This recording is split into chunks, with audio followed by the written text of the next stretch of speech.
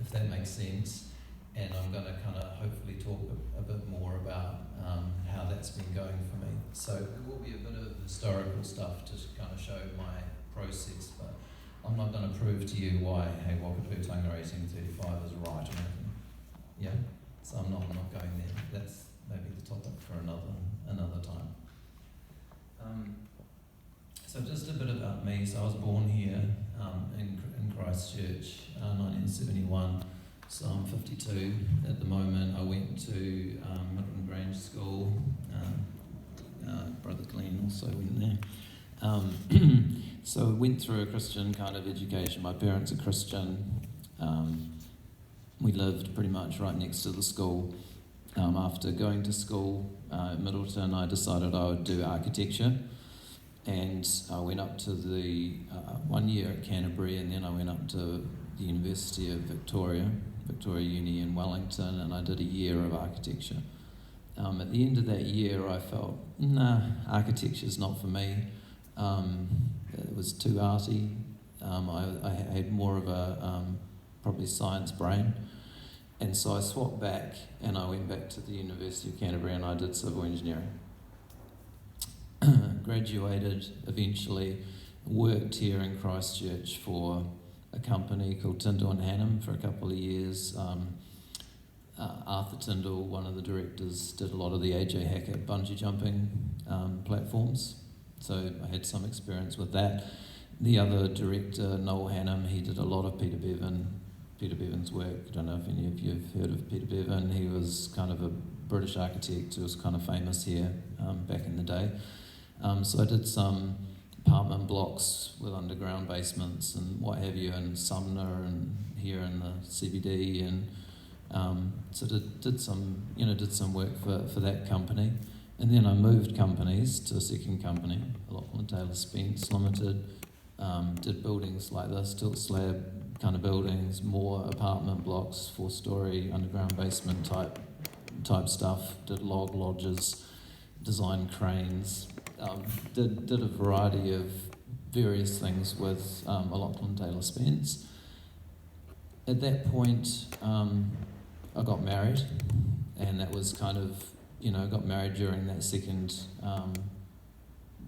job, and also at that point during that second, I think it was during that second job, I was involved at that time at Selwyn Baptist Church, and I was also doing a Bible college course. And we had a guy, and his name was Darryl Gregory, and he was a Maori brother, and he came to our Bible college course just randomly in one of the sessions, and he talked about the Treaty of Waitangi. And so this was my first ever introduction, because I'd been brought up really not having any knowledge about the history at all. So just being completely honest, like it had never really crossed my mind. Anyway, he spoke, and that was 1999 at Bible College, and he mentioned how in the Treaty of Waitangi there was this key swap that had been done. So in the Maori version, Maori did not cede sovereignty, and in the English version it was stated that they had. So quite a big difference there. So that was the very first time I'd ever heard this in 1999. But as soon as I heard it, it went into my spirit. So it was like I knew. So I had this knowing. So that's my first point. So the Lord prepared me, I guess, from 1999 onwards. That this was an issue. So it was in my heart. Let's just say that. Okay. So then I went up north, and the next job I had was with Duffer Watson King. So I worked for them up in Kirikiri. And I met a certain client who has since been my main client. I worked for this other company later, and then I went out on my own and I did a lot of their work. In between, I went to Dubai and was an engineer with an international company called Haida Consulting for 3 years, working in Dubai, Qatar, Manila, and also visited Bahrain on a project. really, really cool experience. So that was all kind of happening for me. Coming back to New Zealand, I worked for this company that I since have done a lot of work for. And it got to a point where they changed CEOs, and instead of having an in-house team, which I had started, and it grew to 8, they decided, no, we're going to outsource. So writing was on the wall, and I thought, if I jump ship now, then I'm going to keep the work, basically, that I have been doing with that company, and I also managed to keep some of the people. So I did that. And then owning my own company under the old system, which was, limited liability company, I have had that for about, I think it was nearly 6 years. So that was fine. So we had this main client and we were doing that.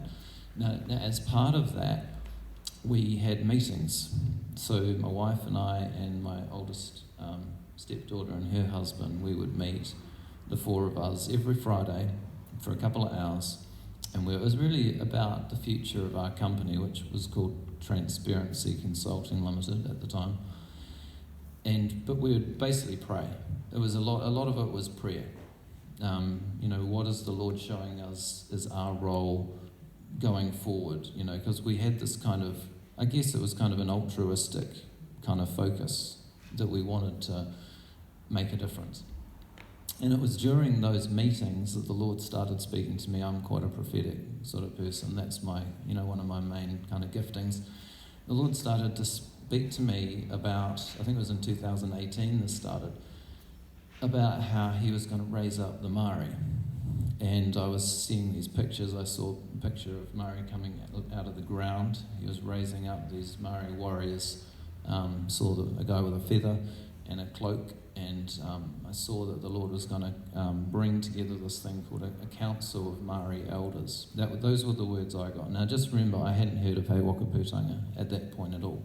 So I was getting these pictures. I also saw the Lord was going to remove the crown completely from New Zealand. So I was seeing this was back in 2018. So as I was getting these pictures, and I can remember one day in particular, we were at our oldest stepdaughter's house for the meeting, and the Lord was showing me mass upheaval in the nation, because as this was all going to be happening, there was, going to be this, and all I could see, it was like tumultuous. That was kind of what I was seeing, and I was kind of seeing this stuff. And I was thinking inside my head, how on earth are you going to do this, Lord? How on earth is it going to go from what it is now to what you're showing me? It was impossible. I was believing him, like I was believing what I was hearing, but it seemed impossible that could actually occur. But I brought it all out, so my wife heard it, my oldest daughter and her husband, they all heard it. I was bringing out all these words, and they might have thought I was crazy, maybe. But anyway, so that was all kind of happening. It seemed fairly regular. We'd meet every week, and it was a common theme. And I started to blog about this because back when I was working for Haida, I had to go to Manila, and it was when I was in Manila that I started my blog site, which is called A House of Prayer for the Nations. And so I was blogging this stuff, and I was saying the crown's going to be removed from New Zealand. I was saying it publicly. I had a word back in 2019 when I said that publicly. The Lord's going to remove the crown completely from New Zealand. So I was saying all this stuff, and probably people were reading it and probably maybe thinking I was crazy, maybe.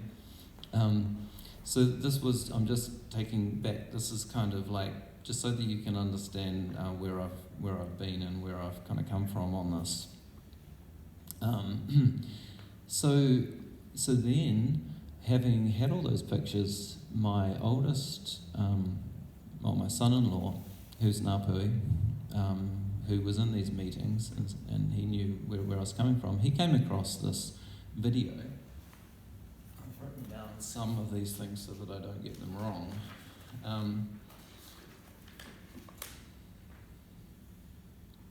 Okay, so this video, I think it's still on YouTube because I checked the other night. It's called, and my pronunciation is terrible too, apologies in advance, Ko Hui, and it was by a lady called Maharangi Forbes. Maharangi Forbes, cool. Okay, and so that was via my son-in-law. He said, "Oh, I think you should watch this," and it was about He Wakaputanga 1835. Now, I watched this video on the 1st of November 2020. So that's when I knew that there was actually a Maori government, or that there had been, it was actually there.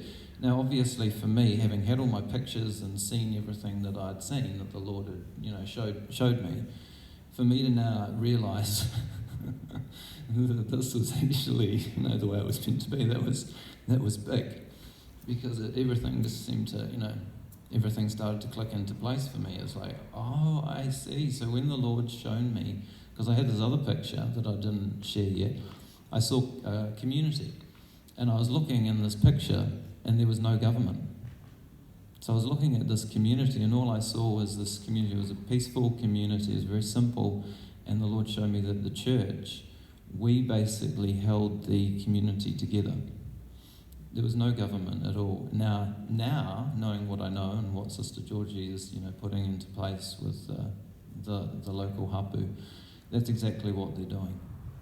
So it's like, again, my picture that I had, not knowing anything about the fact that there even was a He Wakaputanga, it's all clicking into place.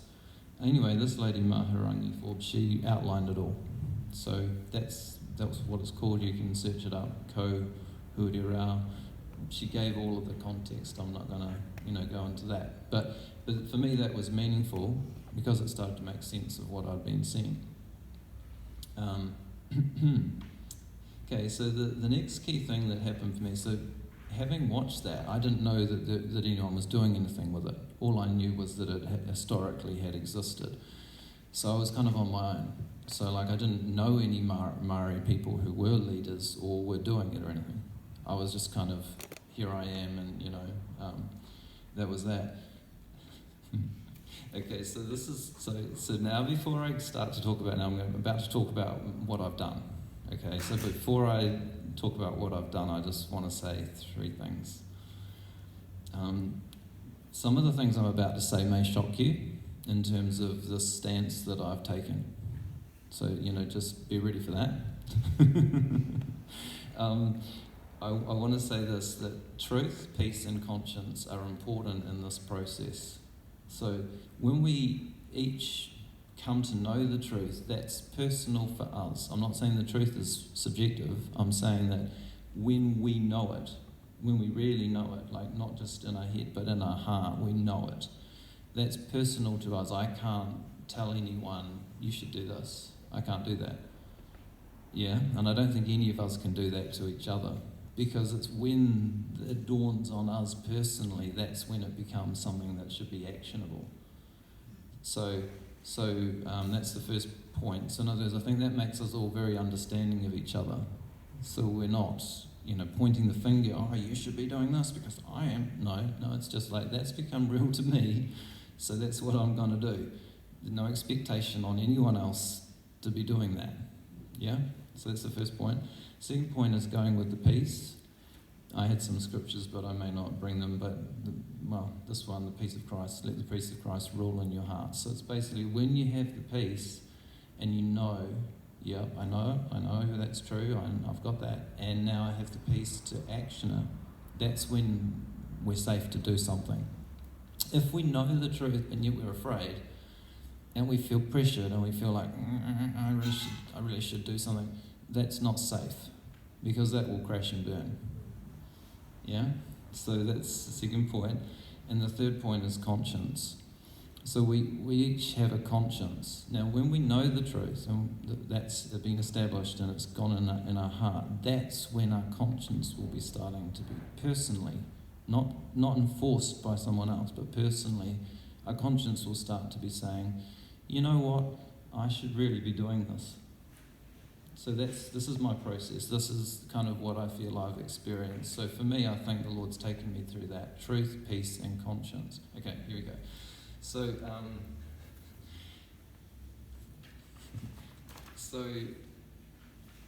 I have now become aware that in November, 1st of November 2020, that He Wakaputanga was a thing. Thus, I knew, this is me now, I knew that the so-called NZ government had no jurisdiction here. They never did. They're just a complete, it's a phantom, it's a joke. It's a non-entity. They had no jurisdiction to be here. And so why should I pay them any, because authority, I understand this being, what I understand, authority has to be legitimate. So for me to submit to someone's authority, they actually have to have authority over me, and it has to have been given to them by God. So I know that they had no authority. So this became, something that during that year, I had been grappling with, and by the 22nd of February 2021, while I was still under their system, our company, because we had people in our company who did not share my view. So I honoured their conscience. I owned the company, but I honoured their conscience. So we were still paying GST to the so-called NZ government, and that we were still paying their income tax. But from the 22nd of February 2021, I stopped paying personal income tax to IRD. And I stated that publicly, and I told IRD, and I emailed them, and I told them, that's it. I'm not paying any more income tax. And I gave them the links to all the articles I'd written, and said, here you go, this is a flavour of why. I've heard nothing from IRD since then.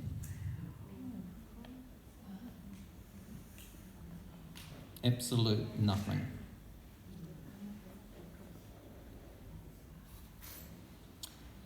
On the 13th of April 2021, because we had the situation that had developed with the company in terms of what happened in 2020. So we accepted no money from the so-called NZ government during COVID, for example.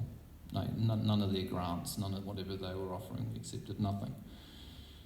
But because of whatever had happened during that year, we had been able to pay all of our people, all of our bills, but we hadn't been able to pay their tax. And I had taken the decision, well, knowing what I know now, that they're illegitimate anyway, I made the decision as the owner of the company that we would be paying all of our other bills, and if I can't pay their tax, well, let's just see what happens.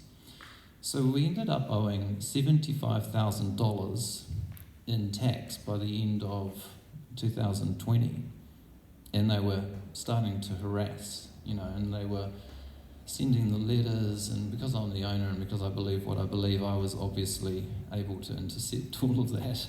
But then it got worse. They actually put in a direct debit payment, or a thing on the transparency bank account, on our bank account, which I had not authorised.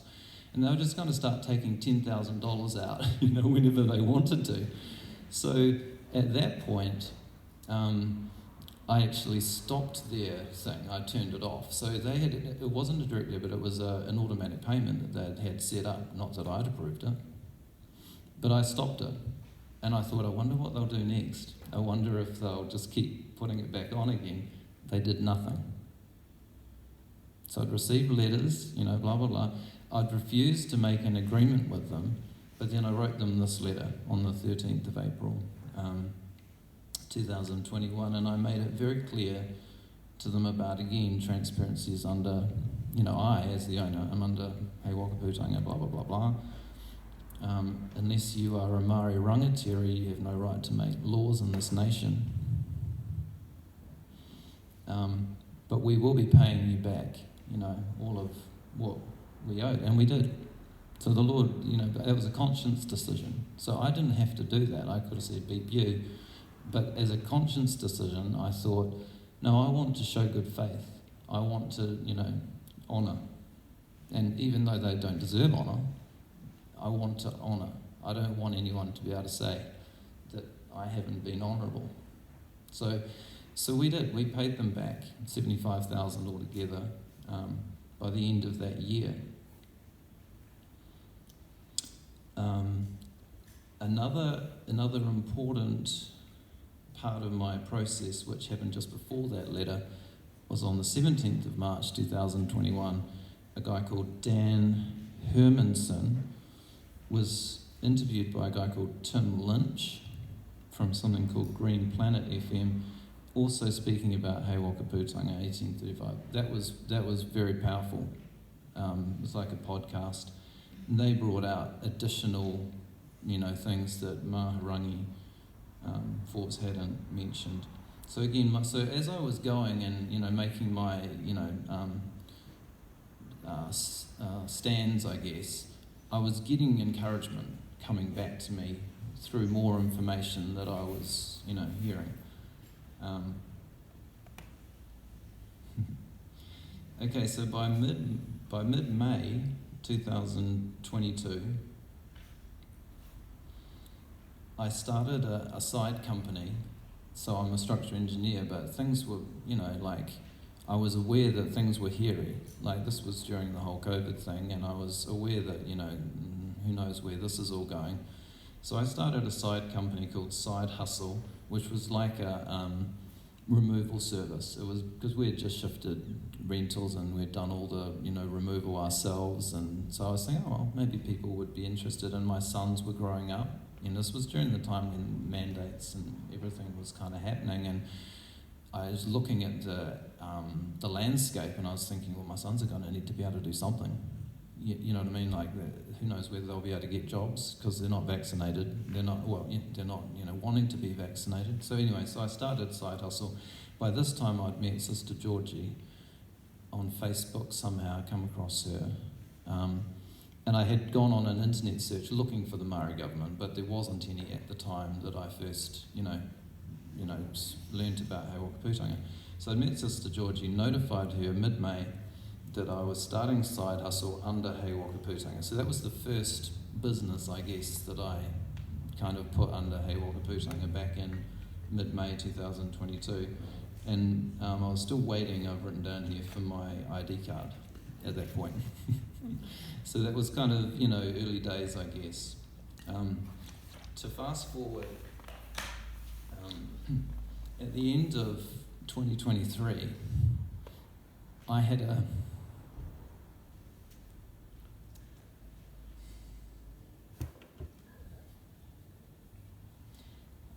experience with the Lord where He told me that if I wanted to, I could go to the end of myself. So he was saying to me that if I wanted to, He could basically finish me off.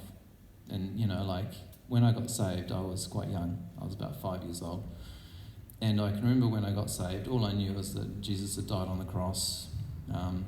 If I had died that night, I would have gone to hell. I knew that. I knew Jesus had done something, so that didn't need to happen. And so I accepted that. That was when I was 5. I can remember I had that experience with the Lord. But then straight after that, in the same experience, I literally had this knowing. It was like I was in His presence, but I didn't see Him. But I had this knowing that for that, what that was going to mean was that He was going to get rid of all sin. That's what it meant. So, and He made that very clear to me. And I remember feeling inside myself a huge resistance to that. I felt it, like it was very strong. And yet I remember at the time going, yep, okay. So there was a surrender that He enabled me to come to. This is when I was 5 years old. So it's obviously Him. Anyway, he was bringing me back to that at the end of 2022. So it was December. And so I had this thing, and He said, it's going to be painful. He said that twice, it's going to be painful. You don't have to do it. But I thought, well, no, I want to know You, so I'm going to do it. Okay, so that happened. Within a month of that happening, at the end of January, my main client, who I'd worked with now for 11 years, either inside or outside on my own, completely dried up. And we had no other clients. So really, the only other clients we ever had were just one-offs. It was like, we'd do a job here and we'd do a job there. It was whoever walked in off the street. And I approached this main client, having had this 11 years with them and been very faithful and very loyal and, all the good stuff. And I said, hey guys, because I still had me and the 3 staff, hey guys, would it be possible for you to put us on a retainer? Because if you don't, we're going to cease to exist, and you'll have your other provider will have no competition. It'll be like a monopoly. Are you willing to do that? And they said no. So there was new management and what have you in that company. So instantly, basically, we lost everything, pretty much. And I was going to start working under He Wakaputanga at the end of that financial year, which was going to be 31st of March 2023. So I was going to do it anyway. I had that on my heart. But basically, overnight, like that Christmas break, early 2023, no new work came in, it never happened before. So literally nothing. So the Lord had told me it was going to be painful.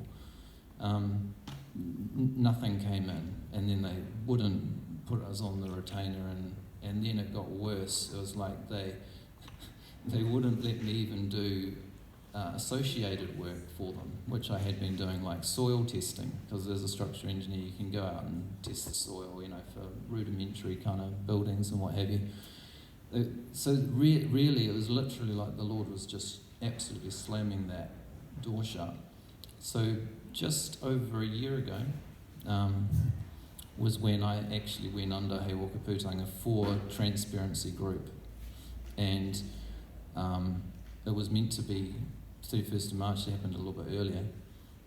Again, I told Sister Georgie, and I said, what I have on my heart to do is to have a sole tradership under He Wakaputanga. So we had the website, we had it, everything was established. Our name didn't even really change, because our name had always been on the website, Transparency Group. All it was just literally putting on hold the limited liability company and just becoming a sole trader. So what that meant personally for me was that I had to reapply for my insurance. So as a structural engineer, you have to have insurance. So this is the next thing that came up. So I went to my broker, which was I won't mention any names. That's better not to, isn't it?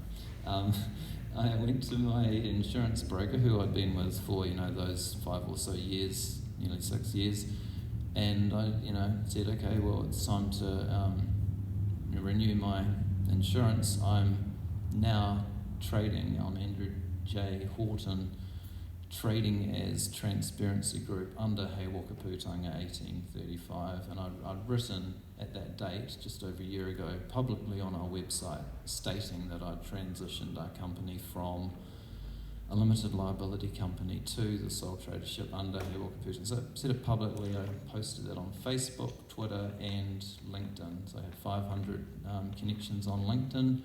So everybody knew overnight that I had done this. And the insurance broker people lost my email, so I was sitting there waiting for 2 weeks, wondering whether I had a career. Because if I don't have insurance, I can't write my producer statements, I can't sign off buildings. And so I finally, after fretting for those 2 weeks, I finally kind of contacted my guy and said, hey, did you get my email? And oh no, we haven't got your email. And apparently it had got put into their junk somehow by their IT. Who knows how that happens? And they actioned it. Was literally like a day to spare until my insurance ran out. So that was my first experience of victory, I guess. They couldn't stop it. They knew what I was saying. And they went to Australia to the person who was going to be providing it and who always had, and they gave it to me. And it was written on my certificate that it was Andrew J. Horton trading as Transparency Group, but they did not write under He Wakaputanga 1835. So this is my learning now about how it works. So they won't acknowledge it, but they won't stop you doing it. They can't acknowledge it, but they won't stop you doing it.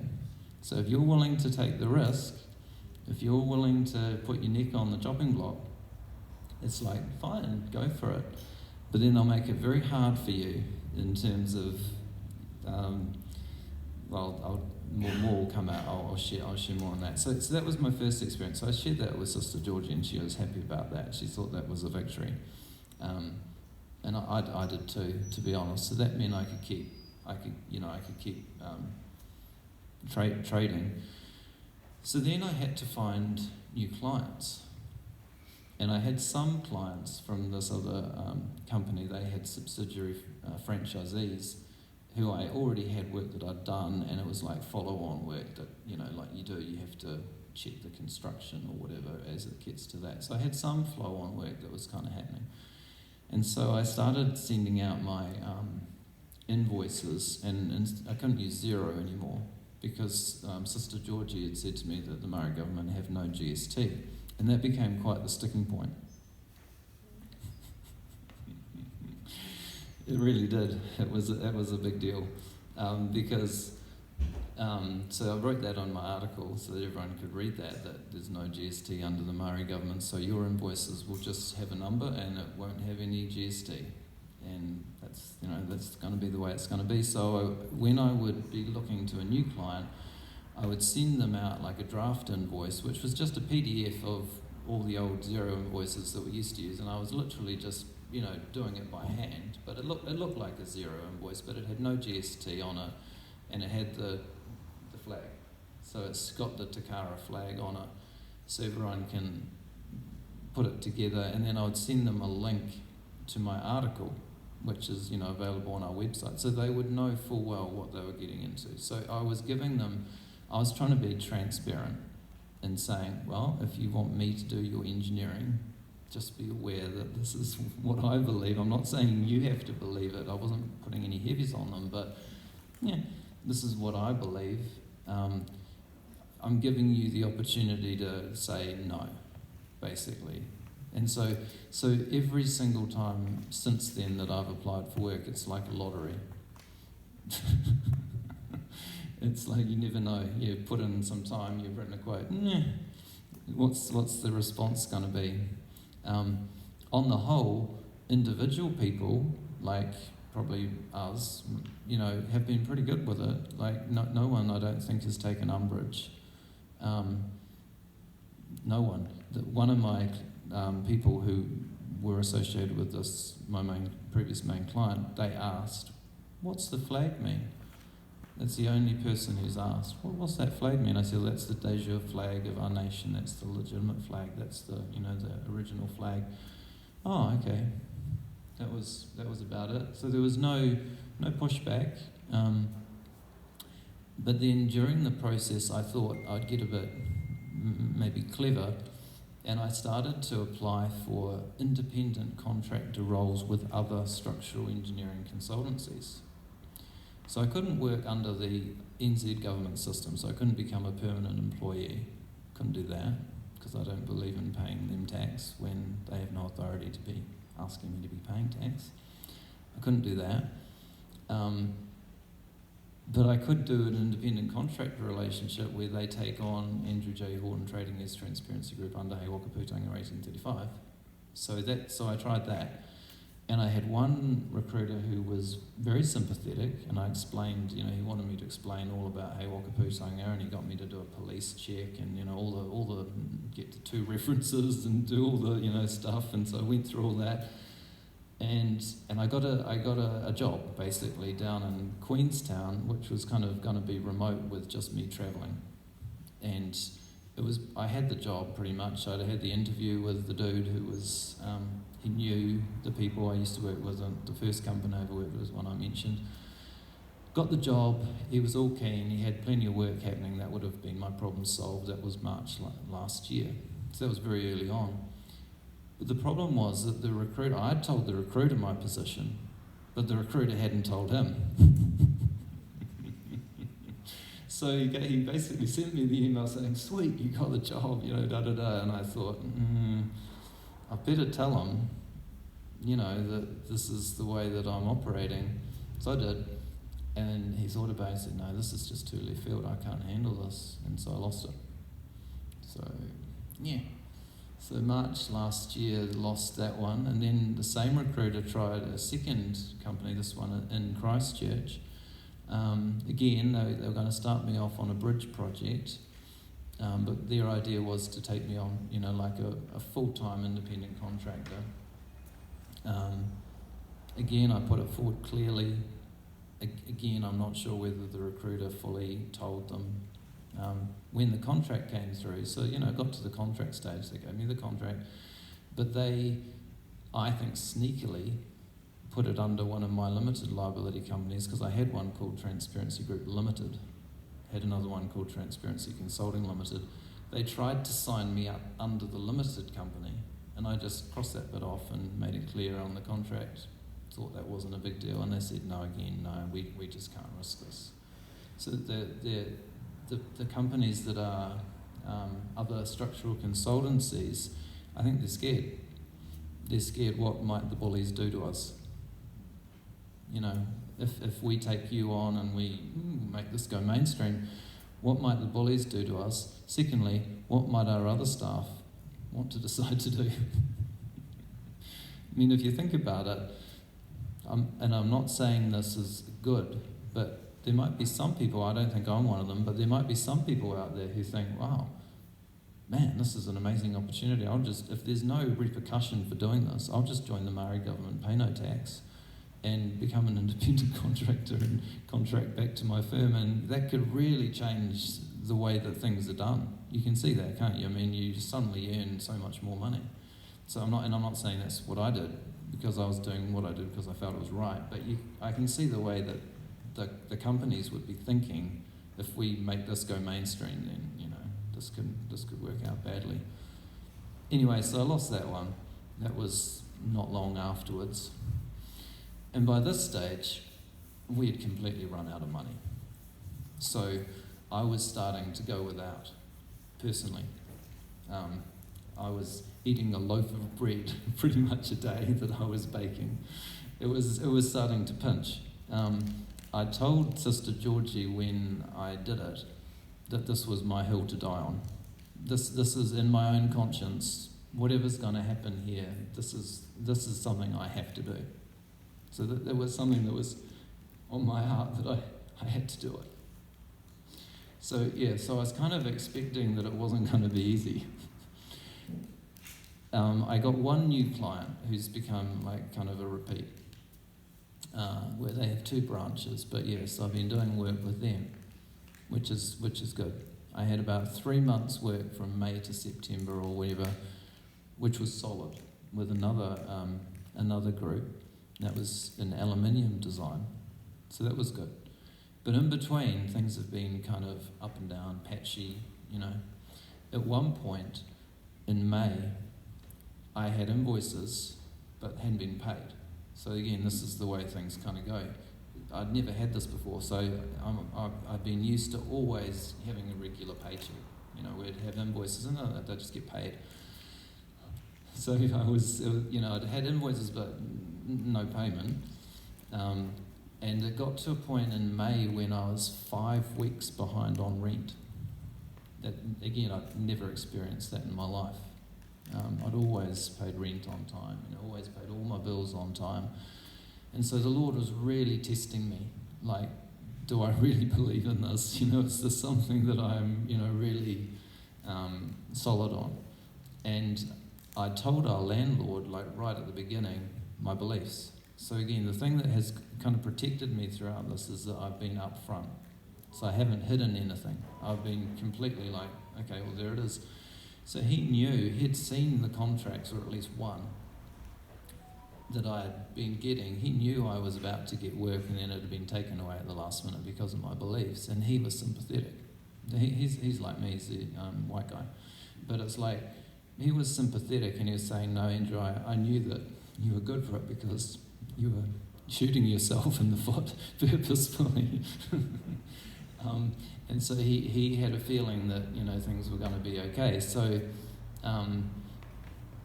yeah, 5 weeks behind. I paid him back when my invoices got paid finally, and since then I've been pretty good. But every so often I've dipped, like a couple of weeks behind.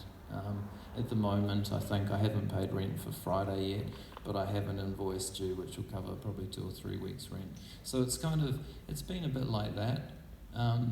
We still had staff that I needed to pay. The only staff that I still need to pay are family members. So that's a lot easier. We paid the non-family member guy first. And I've tried to pay them, and I've said, I'm just going to have to pay you whenever I get money. I'm not able to promise like how fast this is going to happen, but I'll get there. So they're not working anymore, but that's that. And then there's IRD right at the very end. We dipped just right at the end before we stopped. And so I've said, even though I don't have to, I've written to them, told our accountant, stopped our accountant now, told IRD, I don't have to pay you this, but I'm going to pay you this amount that we still have left. And IRD has completely left us alone. So they haven't been badgering. Haven't tried that same thing again with the automatic payment. Yeah, just kind of left me alone. I think they know by now that I'm pretty solid on what I'm, believing, and I'm not gonna budge. So I've kind of said to them, this is my final word on this. You'll get paid. It'll happen whenever I can. I'm not entering an agreement with you, but it'll happen.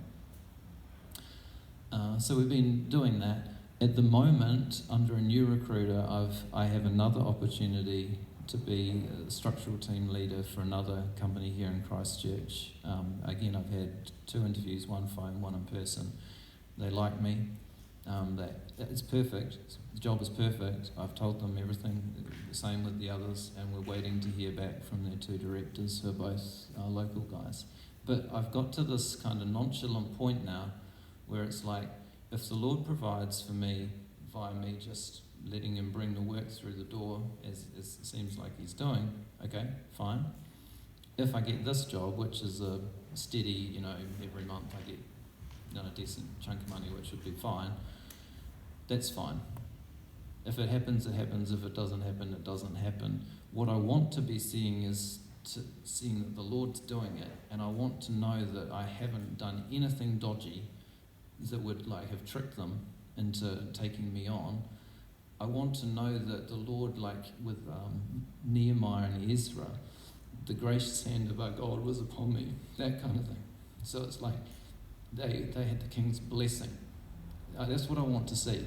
I want to see God turning the hearts of some of these people, like these directors, for example, and this present one that I have, which is a full-time position. It sounds like a great company, great family-type sort of environment that they have there. I want to see that, because what I'm doing, I think, is being true to my conscience and saying, I'm here, I'm wanting to be I guess it's like a spearhead to open the way for others to then be able to see, oh, okay, well, he did it, and this has kind of worked, and sure, I had to go through the concept of becoming homeless. I had to. When I was 5 weeks behind, our landlord said, look, if it gets to 6,